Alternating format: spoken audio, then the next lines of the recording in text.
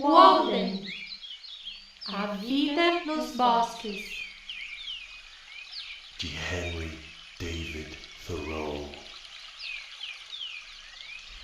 Uma produção Reserva Cognitiva. Obrigado por visitar o canal. Se puder, por favor, curta, comente, compartilhe e se inscreva no canal. Obrigado.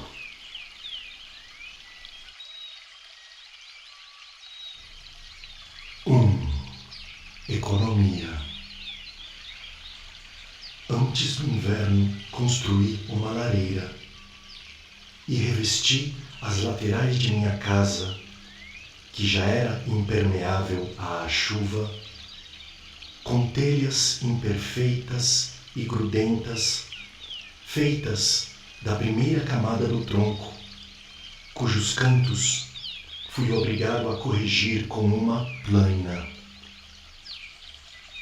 Tenho, portanto, uma casa compacta, telhada e calafetada, de 3 metros de largura por 4,5 de comprimento, e postes de 2,5 metros, 2 alçapões, uma porta nos fundos e uma lareira de tijolos do outro lado. O custo exato da minha casa, pagando o preço comum pelos materiais que usei, mas sem contar o trabalho, que foi todo feito apenas por mim, foi o seguinte, e dou os detalhes porque poucas pessoas são capazes de dizer exatamente quanto custaram suas casas, e ainda mais raras, se é que existe alguém, sabem separadamente os custos dos diversos materiais que a compõem. Lista de materiais: tábuas, $8,03,5. Observação: a maioria reutilizada do barraco. Refugos de lambris para telhado e laterais, $4. Sarrafos, $1,25. 2 janelas de segunda mão com vidros, $2,43.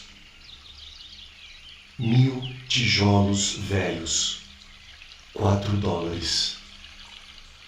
2 barris de cal, $2,40. Observação: isso foi caro. Corda, 31 centavos. Observação: mais que o necessário. Barra de sustentação de ferro para a lareira, 15 centavos. Pregos, $3,90. Dobradiças e parafusos, 14 centavos.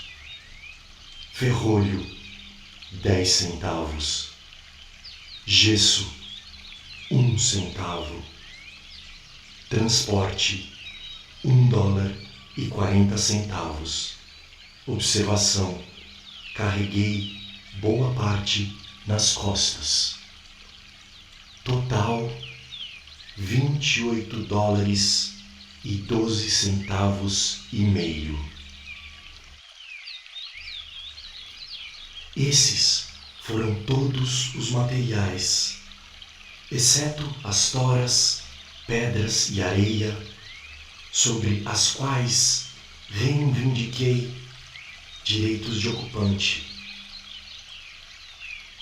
Tenho também um pequeno telheiro adjacente, feito basicamente de coisas que sobraram da construção da casa.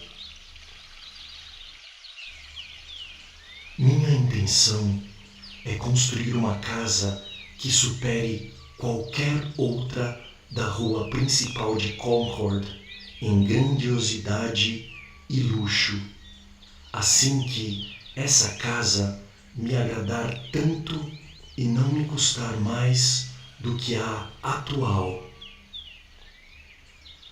Assim, descobri que um estudante que quiser um abrigo poderá obter um para a vida inteira a um custo menor ou igual ao que ele já paga anualmente.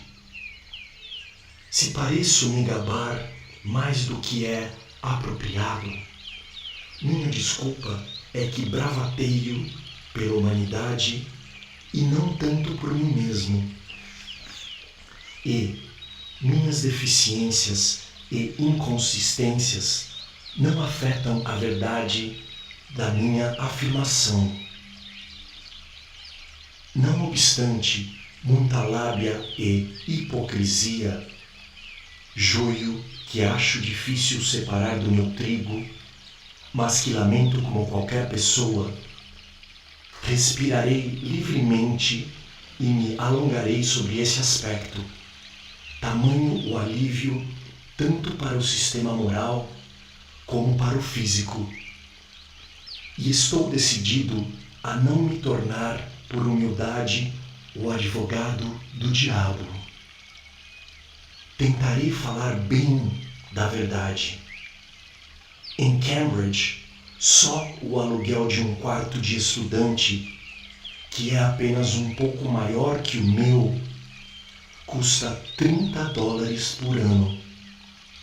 Embora a universidade tenha aproveitado para construir 32 deles lado a lado, embaixo do mesmo teto, e o ocupante sofra a inconveniência dos muitos vizinhos barulhentos e às vezes a de morar no quarto andar. Não consigo deixar de pensar que se tivéssemos uma verdadeira sabedoria nesse aspecto, não só precisaríamos de menos educação, pois, quem diria, já teríamos adquirido mais, como a despesa com educação estaria, em grande medida, extinta.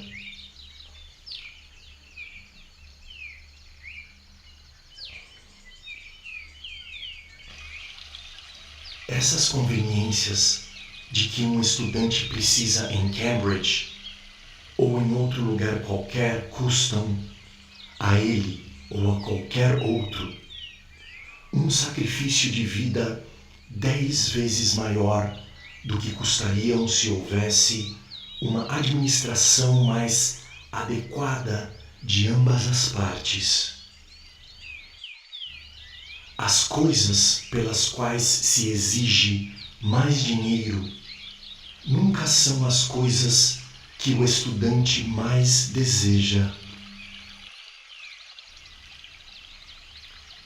A anuidade da escola, por exemplo, é um item importante da conta final, ao passo que a educação muito mais valiosa que ele obtém pelo convívio com os mais cultos de seus contemporâneos não lhe custa nada.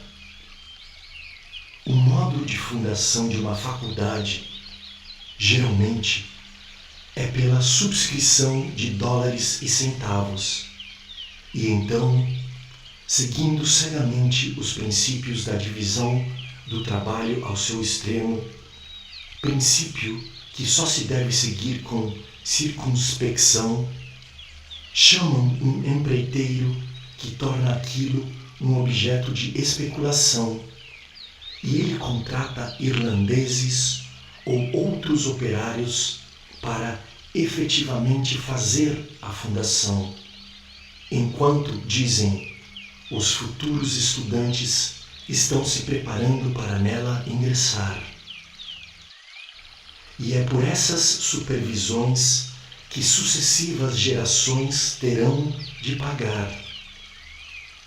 Penso que, melhor do que isso, para os estudantes, ou para quem quisesse se beneficiar com isso, seria os próprios estudantes fazerem a fundação sozinhos.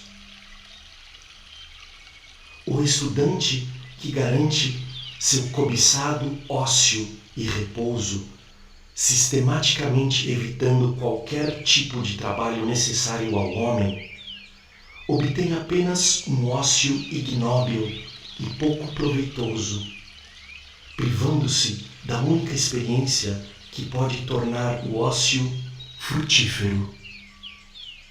Mas, dirá alguém, você não está dizendo que o estudante deve trabalhar com as mãos em vez de usar a cabeça?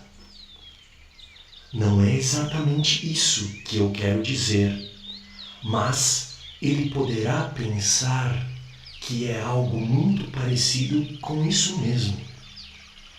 Quero dizer que o estudante não deveria meramente brincar de viver ou estudar a vida, enquanto a comunidade o sustenta nessa brincadeira cara, mas sim viver de verdade desde o início até o fim.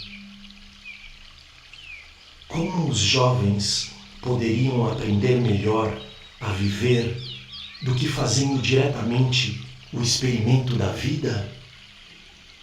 Isso haveria de exercitar sua cabeça tanto quanto a matemática. Se eu quisesse que um menino aprendesse alguma coisa sobre as artes e as ciências, por exemplo, não seguiria o caminho comum, que é apenas enviá-lo a algum professor da vizinhança, onde se pode professar e praticar tudo menos a arte da vida. Investiga-se o mundo através de um telescópio ou microscópio e nunca a olho nu.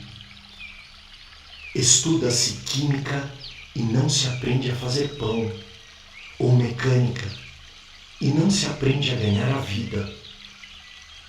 Descobrem-se novos satélites de Netuno e não se detecta a trave ou a viga no próprio olho, nem de que astro errante o próprio menino é também um satélite.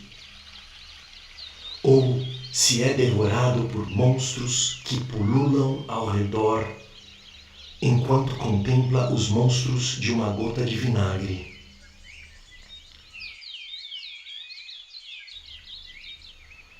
Quem teria avançado mais ao final do mês?